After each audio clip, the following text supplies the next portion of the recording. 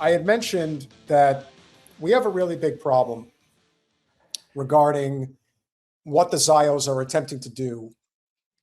We have already highlighted Leora Rez with Stop Anti-Semitism, which is an insane anti-free speech organization. It's the ADL. It's all the same. Yeah. They're all the same. Yeah, they're and again, this is, and Mehdi is absolutely correct. There are some really creepy Talmudic verses. Oh, absolutely there's creepy Bible verses, quite honestly, though, too. Yeah. There's plenty of actual creepy ass Bible verses in both the Old and the New Testament, and rules and all sorts of stuff. And, you know, people who pick and choose, and this is something I'm really learning from this book I'm reading, especially people that claim to be Christian, but then they cling to a shit ton of rules in Leviticus in the Old Testament, of which they don't follow any of them, but the couple that they happen to cling on, right? Like that kind of ridiculous shit. Those are not truly religious people. They're just not. Yeah. And truly pious people are truly pious people. And if you guys are so inclined, please make sure that you click the QR code with your phone to check out Revolutionary Change Pack.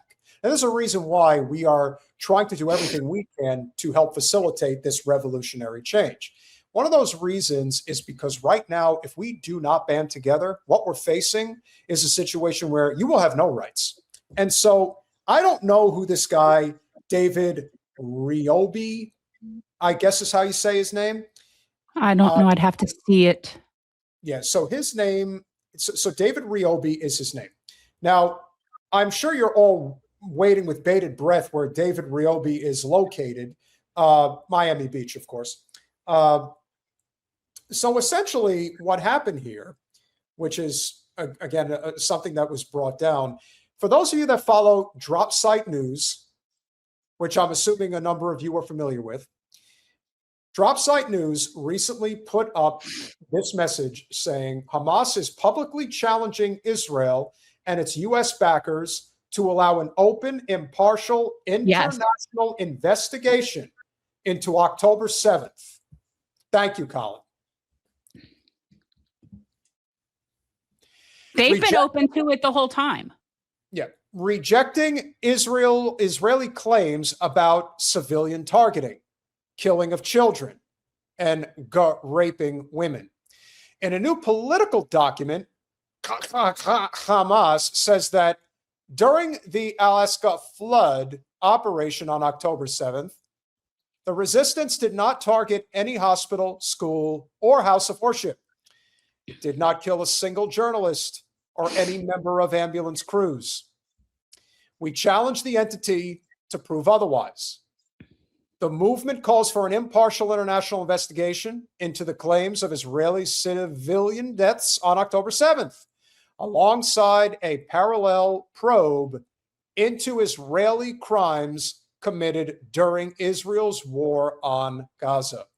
Now, I think it's pretty well established here, especially with friend of the show, Ryan Grimm, that Drop Site News has been doing a really good job of covering this problem, of covering these stories, of which there are many. But David Riobi, whose position, he's got a huge following on social media.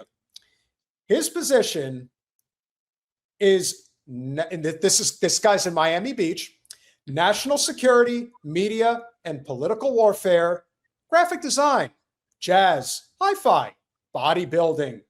It's so true. It's always Florida. Yeah, there is something about this state of ours.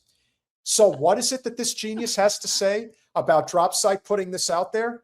If no action is taken against Drop Site News, our laws against material support for terrorism are utterly worthless, and they will meet the definition easily.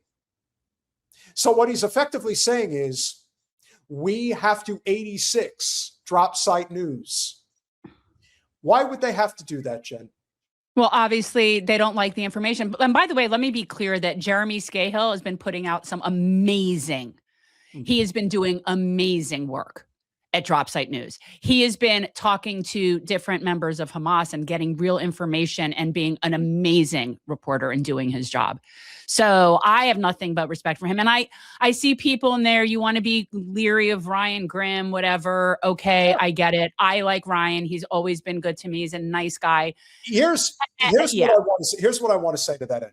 Do I think that Ryan Grimm is like, again, he works with Crystal and Sagar. Do I think that, like Emily Jasinski, do I think that at the end of the day, Emily Jasinski and Sagar and Jenny are going to push the Republican line just as Crystal and Ryan are going to push the Democratic line?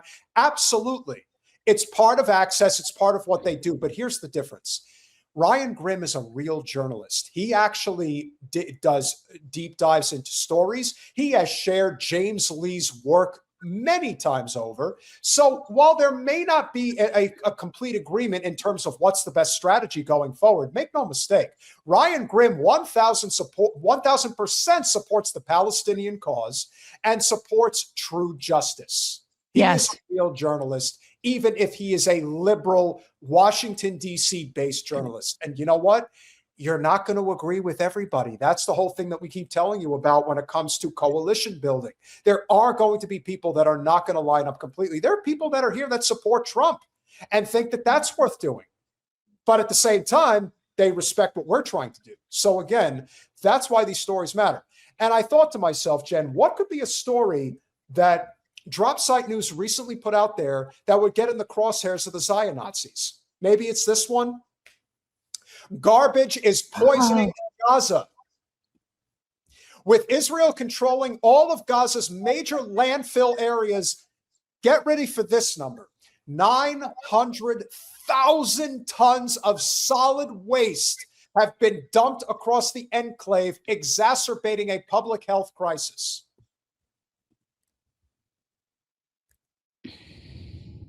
How would you like to wake up to that every day? Please. And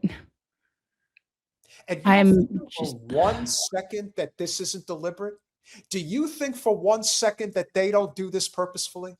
They don't care. No. They want them all dead. This isn't, at least in our country, we just want everybody sick. Over there, they want to kill them all. Well, it's actually worse here because we want to profit off of them with our decrepit, horrible healthcare and pharma whore system before we die. So we have found a way to better capitalize on the, decline. Ahmed Sabri's battered tent was among several sitting at a foot of hillside of rotting garbage, towering some 25 feet in the middle of Gaza City. Barefoot children, their clothes caked in grime, scampered nearby. Flies were everywhere, and the stench of fetid waste blanketed the air. This is my tent, and this is the garbage dump I'm living across from. We don't sleep, not at night, nor during the day, because of the garbage. The smell comes at us constantly, and our children are ill. They suffer from severe headaches. We're dealing with an infestation of germs and insects. Well, they don't have water, sewage, or sanitation, and they don't have health care. So what else would happen? Jaya, that's one way of describing it. Yes, they absolutely are. Over the past 2 years, Gaza's civilian infrastructure has been systematically destroyed by the Israeli military, including waste management services. Massive piles of garbage have accumulated across the enclave. Once busy markets and tree-shaded streets have turned into endless mountains of trash, severely exacerbating Gaza's environmental and public health crisis. Before the war, waste collection in Gaza City was coordinated through the Yarmouk Waste Transfer Site, located near the city stadium, and would be transported to the Jor al-Dik landfill. With Jor al-Dik inaccessible, lying east of the Yellow Line with occupying Israeli military forces, the Yarmouk facility has now been transformed into a massive dumping site. Jen, would you please? I can't. Hold on. You really don't want me to have to do this. Why not? Well, okay, make it bigger. All right, that's good. The few landfill vehicles still operating in Gaza climb to the top of the Yarmouk site and dump more untreated garbage every day. Some communities resort to burning waste, sending toxic fumes into the air. Children run across the hills of rotting waste looking to scavenge what they can. We were displaced from the city of Beit Lahia in the northern Gaza Strip, and we came to Gaza City. We found that the displaced were crowded in every corner of the strip. We were forced to live among garbage in the Yarmouk garbage site of the Gaza municipality, Sabri said. We had thought we'd stay somewhere safe, somewhere decent, but we were forced here. There is nowhere else to go. We were forced to stay at this dump among the garbage and waste. I am suffering because of this dump, suffering from the germs, the rats, and dogs. Every day I find 20 or 30 rats inside my tent. Right inside of it, I don't even have a tent fit for human life. That's the point, isn't it? That's what they're trying to do. And they don't think of them as human. Not in the least. And so when Drop Site News brings you actual journalism like this, remember, in many instances, you know where they're getting their news from, ladies and gentlemen. You know where Drop Site gets their stuff to Jeremy Scahill and Ryan Grimm. People in Gaza that are basically doing like telephone. Yeah. It's coming directly from them and it's being passed to them. Because if they showed up there, you think for 1 second that the IDF wouldn't assassinate Ryan Grimm if they caught him on site?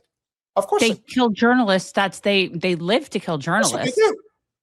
Yeah. So to be able to get this information to us is incredible. And when you get some Zionazi scum-sucking motherfucker in Miami Beach saying we have to shut down Drop Site News, I wonder why. Because they can't tell the truth. And by the way, every time someone says something should be shut down for something, that just makes me want to talk about it more. Oh, yes. Oh, yes. That's all that's going to do. I am not like, do not tell me what not to talk about. I will spend the rest of my life talking about it. I might even do an interpretive dance at your place of work while talking about it. Like, that's how much I'm going to talk about it. Tested live on Palestinians. And I believe this is also from Drop Site News. Perhaps this is another reason why the Zios are attempting to shut down Drop Site News. Obtained audio from a major weapons conference in Tel Aviv earlier this month. Far from being chastised by the backlash to genocide, Israeli arms companies are seeing booming sales by boasting that their weapons are tested live on Palestinians. They freely admit that they are committing war crimes and crimes against humanity. Oh, yeah. No, nothing to it. Yeah, we're just going to use them on Palestinians.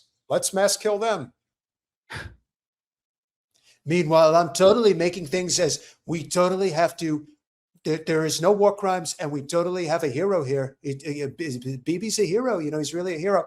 They're all under blackmail. They're all despicable. They're all inhuman. And meanwhile, when I say that I am very trepidatious about suggesting that we can save the Palestinian people, this is one of the reasons why. You're speaking specifically of the Palestinians in Gaza, okay? Yeah. Be careful. Like when you say that, it's Palestinians like Gaza, yes. But who's to say that the West Bank isn't next, or that it isn't already?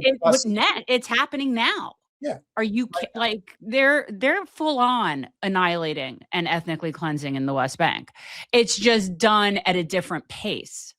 It's just a different cadence, but it's the same. Correct. In one recording, a major general in the Israeli army said, "These are not lab projects or PowerPoint concepts. They are combat-proven systems. This is what defense tech means in Israel, and this has redefined Israel's global identity." The latest data shows that Israeli arms manufacturers increased sales by 16% this year, boosted by a reported record-breaking $2.3 billion deal that was signed with the United Arab Emirates. In another recording obtained by DropSite, the head of Israel's aerospace industries boasted that the war that we faced in the last 2 years enables most of our products to become valid for the rest of the world. Starting with Gaza and moving on to Iran and Yemen, I would say that many products were there. You can read the full story on our website. Link is in bio. Yeah, I'm with that. F the UAE. And here is another place where you could see the link. Dubai. Well, Dubai. Yeah. well, no, not just Dubai, but I was going to say the link between Palestine and Sudan. And the link is, I mean, of course, you've got UAE all over what's going on in Sudan, but it's all connected. It's all connected.